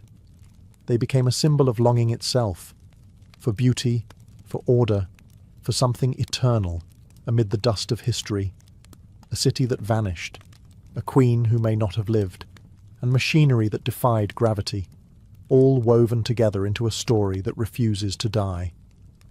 Because sometimes the greatest wonders of the world are not built from stone, but from memory. Though the Hanging Gardens may never have existed in brick or bloom, they became immortal in art, language, and longing. Painters of the Renaissance imagined them as terraces of marble and gold, dripping with vines and waterfalls, rising toward an endless blue sky. Poets called them the Bride of Babylon, Eden remade by human hands. Every generation rebuilt them in its own imagination, each more extravagant than the last. A wonder that may never have been, yet one that has never stopped being rebuilt. Even the phrase hanging garden became eternal shorthand for the unreachable, the dream of a paradise that man might construct if only he could master nature. Architects, emperors and conquerors borrowed the idea for centuries. From Persian pleasure gardens to Mughal palaces, echoes of Babylon's myth bloomed across continents. When modern engineers designed the terraced skyscrapers of Singapore or Dubai, they were, in spirit, rebuilding the same legend. A structure where water, stone and greenery defy gravity in perfect harmony. The persistence of the myth says something profound about humanity itself. We want to believe that once, long ago, a king built heaven for love. That amidst conquest and cruelty, someone looked at the barren desert and thought, "Let there be beauty." Whether it was Nebuchadnezzar or Sennacherib or neither, that impulse, to turn desolation into life, is the thread that ties us to them across millennia. Modern archaeologists still dig and debate, but perhaps the truth no longer matters. The Hanging Gardens belong as much to myth as to memory, and that may be their greatest victory. Myths survive what monuments cannot. Babylon's walls have crumbled, its ziggurats are dust. But the story of a green mountain rising in the desert has outlasted every empire that once ruled those sands. When travellers speak of the seven wonders, they still pause at this one. It is the only wonder that exists nowhere and everywhere, a masterpiece suspended between the real and the imagined. The Hanging Gardens remind us that wonder itself is an act of faith. You don't need to see paradise to believe in it, you only need to imagine it. And so the legend lives on, forever blooming in the gardens of the mind. Rome, the heart of the ancient world, built on discipline, conquest, and command. At least, that's what history books like to say. But beneath the marble statues and imperial virtues, there pulsed another Rome, one ruled not by law, but by lust. This was an empire where pleasure wasn't sin, but spectacle. Every craving, from the innocent to the obscene, could be found somewhere within its walls. By day, senators debated morality and virtue in the forum. By night, many of those same men slipped into shadowed courtyards and candlelit chambers where silk curtains hid their shame. Rome's obsession with pleasure was as organized as its military. It had rules, rituals, and even a philosophy. The Romans didn't see indulgence as weakness. They saw it as proof of civilization. To enjoy life to excess was to show that you had conquered necessity, that you were more than mortal. The city itself seemed built to tempt. Public baths, thermae, were the social centres of Roman life. There, naked bodies glistened under marble arches, steam curling through the air like incense. Senators discussed politics while slaves offered oils, massages, and gossip. Women and men mingled freely, blurring the line between hygiene and hedonism. In these baths, business deals and love affairs were sealed with equal seriousness. Even the art reflected this obsession. Frescoes on villa walls showed gods and mortals locked in eternal embrace. The god Bacchus, patron of wine and pleasure, became a household symbol. His festivals, once religious, turned into week-long celebrations of intoxication, theatre, and erotic dance. But for every toast to Bacchus, there was a sermon from a philosopher warning of Rome's decay. Men like Seneca and Juvenal railed against luxury and lust, while rumours swirled that they, too, had tasted the forbidden. Hypocrisy was a Roman virtue all its own. The empire's power gave it the means to indulge every desire. Spices from India, perfumes from Egypt, silks from China. Every pleasure on earth flowed into Rome. And with it came the creeping realization that empire and excess were inseparable. To rule the world was to own its temptations. And in Rome, pleasure was not rebellion against power. It was power, dressed in gold, perfumed, and waiting behind closed doors.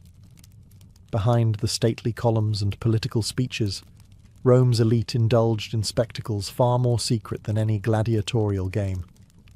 These were the convivia nocturna, the forbidden feasts of night, where senators, generals, and high-born matrons gathered not for debate, but for decadence. In marble villas overlooking the Tiber, musicians played softly while slaves poured wine until the floor itself shimmered. The air smelled of myrrh, sweat, and spilled honey. Here, the rules of the Republic dissolved. Masks were worn, not for anonymity, but for permission. Under flickering lamplight, status meant nothing. A patrician could lie with a slave, a senator's wife could share a lover with a poet, and no one would speak of it by dawn. It was said that invitations to these gatherings were more coveted than a consulship. To be excluded was social death. To be seen leaving at sunrise was a badge of dangerous privilege. The emperors themselves elevated excess into art. Nero hosted banquets that lasted for days, where guests reclined on rose-petal cushions and drank wine sweetened with saffron. Entire ceilings were rigged to rain flowers and perfume upon the crowd. Servants served peacock tongues, flamingo livers, and oysters said to stir the blood. Yet, as the guests grew dizzy with wine and desire, musicians changed tune, and the feast transformed. Candles dimmed, garments slipped, and Rome's most powerful people became slaves to the oldest empire of all, the body. But these weren't mindless indulgences. Orgies were often political stages in disguise. Alliances were forged in whispers between embraces. Secrets traded in pleasure carried more weight than Senate decrees. An emperor could humiliate rivals simply by controlling the invitation list. In a world where reputation was everything, these gatherings made and broke the careers of men who claimed to be moral guardians of the state. And yet, by morning, those same men would stand in the forum, wrapped in their togas, preaching restraint and order. That was the Roman way. Sin lavishly, then moralize publicly.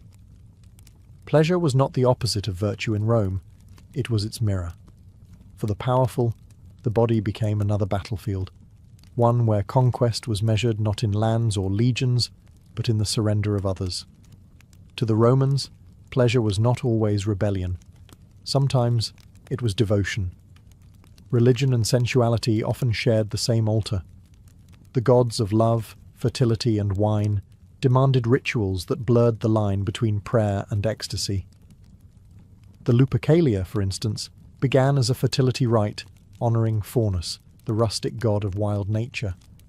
Priests called Luperci would run through the streets naked, striking women with strips of goatskin to bless them with fertility. The crowd laughed, cheered, and sometimes joined in.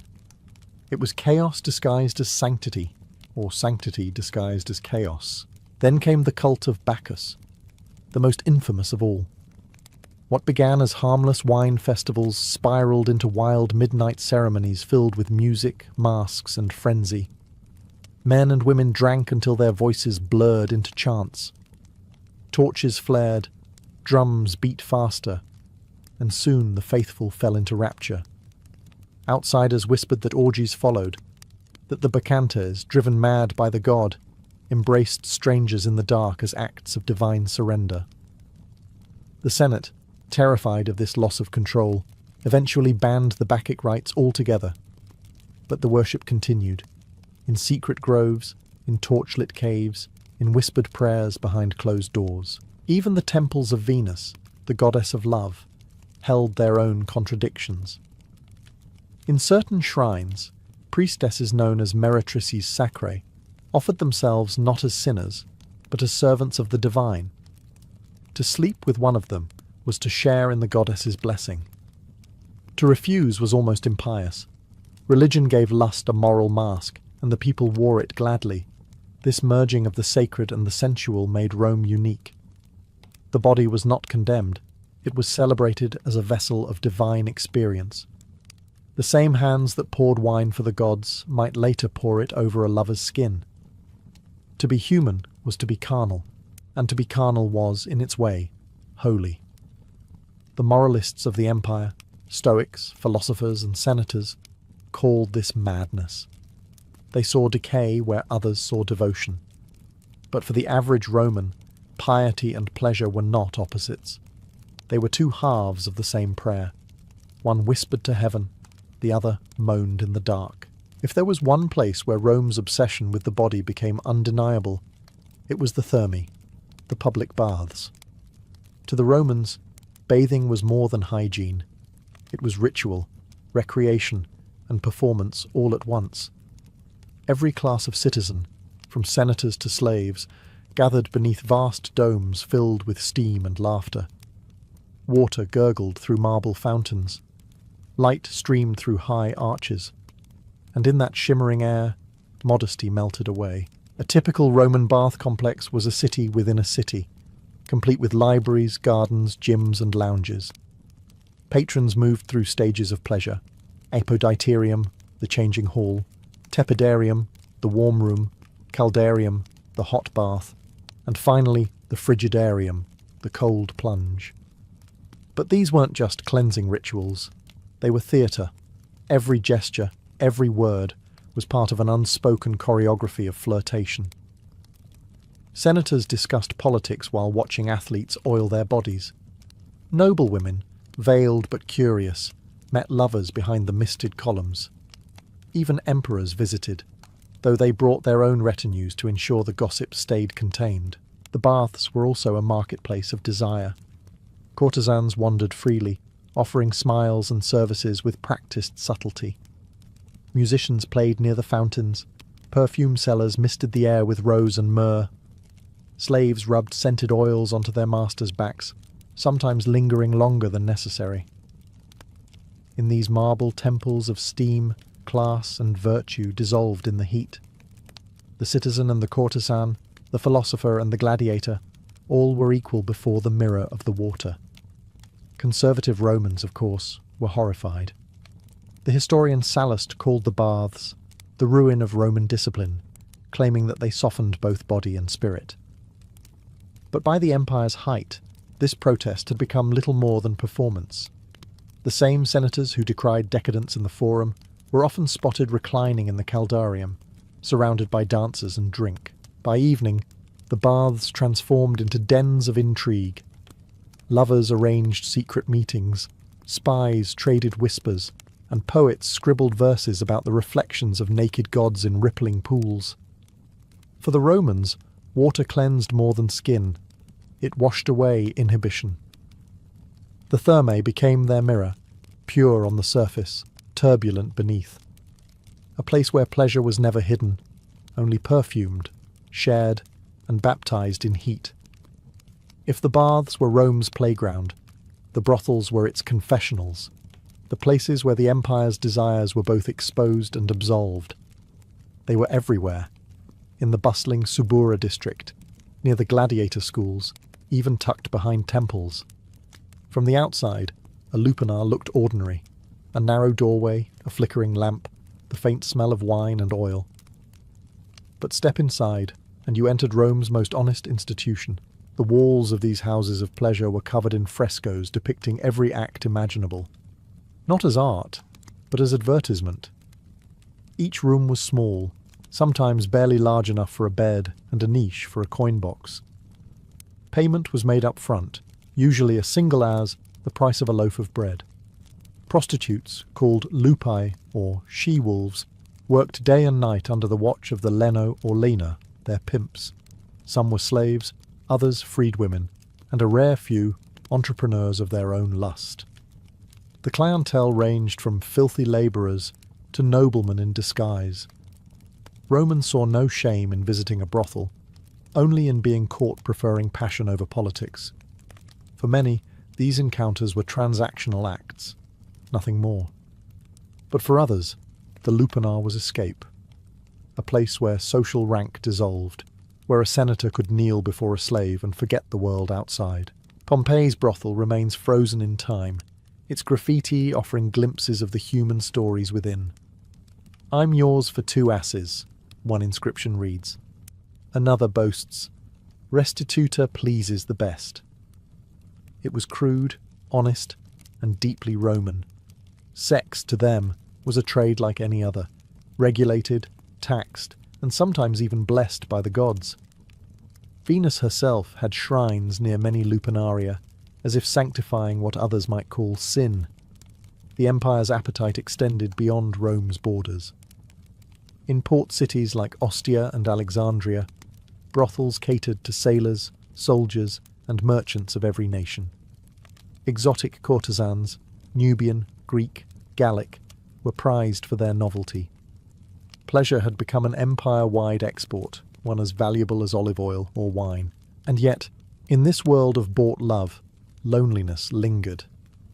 Beneath the painted smiles and perfumed hair, the lupe lived short, hard lives, worshipped at night, forgotten by dawn. Rome's hunger was endless, but its heart rarely lingered where it feasted. In a city obsessed with pleasure, desire became a science, and the Romans treated seduction like a discipline. Apothecaries, perfumers, and witches thrived in the back alleys of Rome, selling everything from scented oils to dangerous love potions.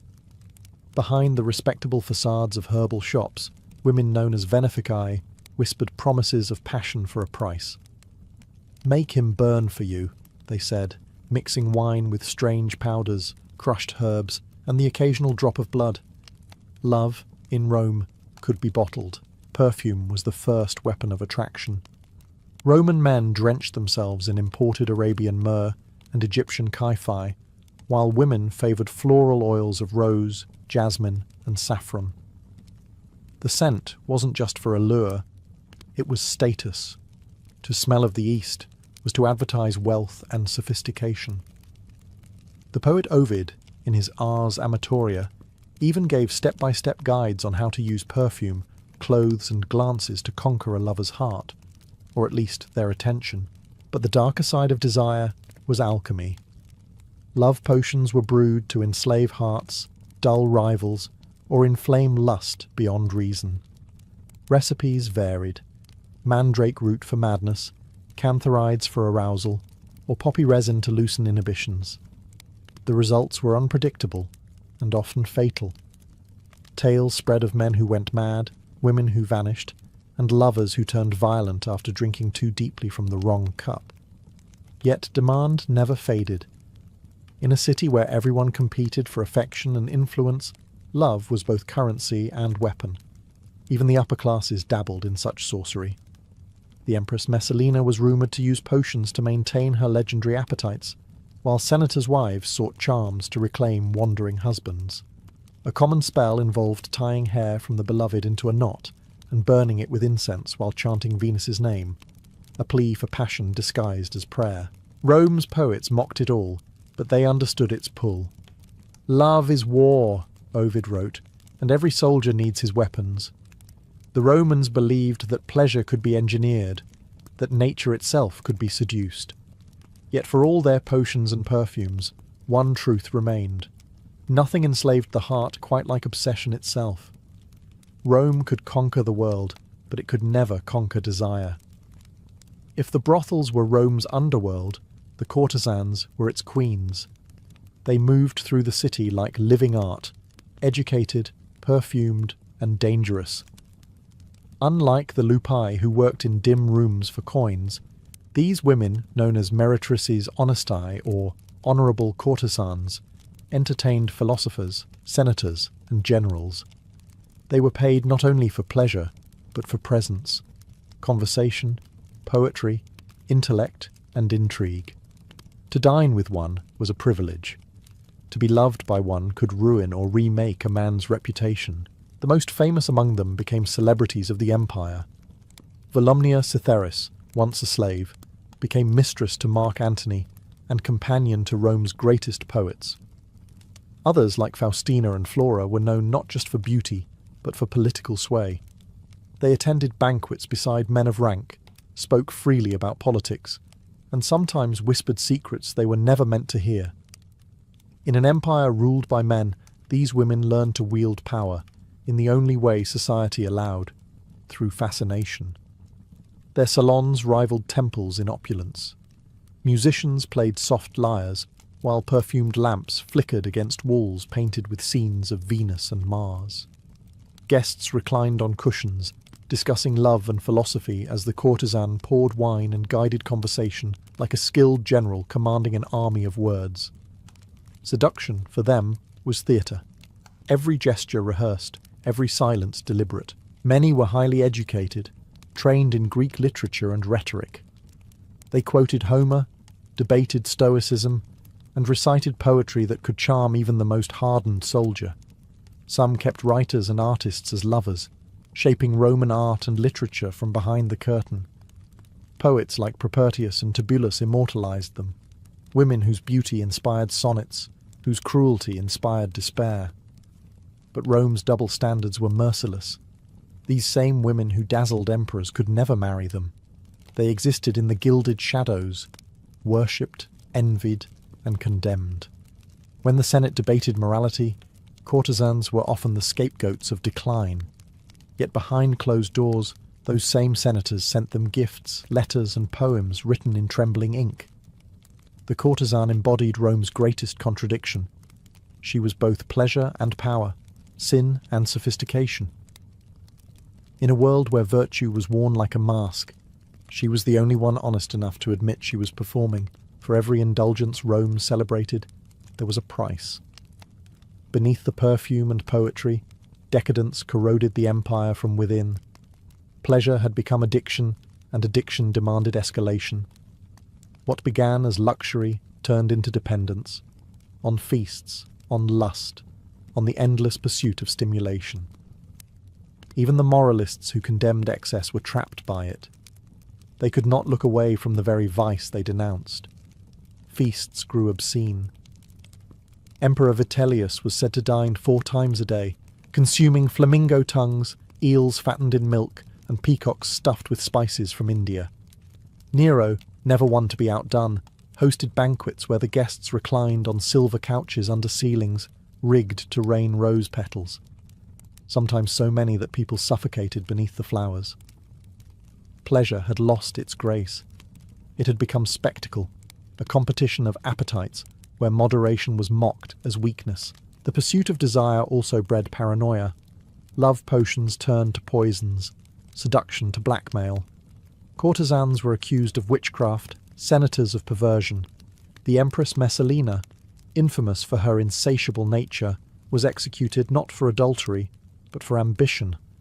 Her pleasures made her too powerful. Pleasure was no longer private. It was political, and in Rome, that was a death sentence. Even the philosophers began to despair. Seneca warned that luxury leads to ruin, while Juvenal mocked Rome as a city addicted to its own corruption. But their words were whispers against the roar of feasts, games, and laughter. The people didn't want virtue, they wanted escape. In the crowded taverns and perfumed baths, they found it, and yet, beneath the surface, unease spread. The soldiers on the frontier saw their pay delayed while the rich drowned in wine. Farmers abandoned the fields to chase wealth in the cities. The empire's body was still strong, but its soul was rotting. Rome could command 1,000 legions, but not its own desires. In the end, the empire's greatest conquest was itself. Pleasure, once a symbol of freedom and civilization, became its poison, slow, sweet, and irresistible. The Romans had believed that indulgence was proof of greatness, but they learned too late that nothing consumes an empire faster than the luxury it worships. As the empire staggered toward its decline, Rome's pleasures grew louder, as if the city could drown out its own death throes with laughter, wine, and flesh. The old virtues of restraint and duty had crumbled. In their place rose a desperate hunger for sensation. What the empire could no longer conquer with legions, it tried to conquer with indulgence. And so, as barbarians pressed on the borders, the Eternal City partied harder than ever. The feasts became grotesque parodies of their former glory. Senators arrived in peacock feather robes, dripping gold, while musicians played through the night. Courtesans poured wine from silver amphorae, and slaves fanned guests with ostrich plumes. The dishes themselves were absurd. Dormice rolled in honey, flamingo brains, camel heels, and pearls dissolved in vinegar for divine cocktails. Nothing was sacred anymore. Everything was edible, desirable, or disposable. Yet beneath the silk and song, there was fear. The city's heart had grown hollow. The baths echoed with rumours of invasions. The temples, once filled with worship, now echoed with hollow laughter. Philosophers muttered that the gods had abandoned Rome, that the city's lust had driven away its soul. Even the brothels, once symbols of life and vitality, became haunted places of decay. The women who once wore gold now begged in the streets. The gods of pleasure had devoured their own priests. When Alaric's Visigoths finally entered Rome in 410 AD, they found a city that had already collapsed in spirit. The fires they set were only the final act in a long, slow burning. The marble villas stood silent, their frescoes of Venus cracked and fading. The empire that had once ruled the world lay drunk on its own ruin, rich in art, poor in meaning. And yet, the legend of Rome's forbidden pleasures lived on. Later generations would whisper of its feasts, its orgies, its intoxicating mix of sin and splendour. The city that fell for lust became immortal through it. For all its corruption, Rome had dared to celebrate the body, to worship the senses, to turn pleasure into philosophy. And though the empire died, that impulse, to taste, to touch, to feel beyond restraint, never did. Rome may have fallen, but desire, as always, survived.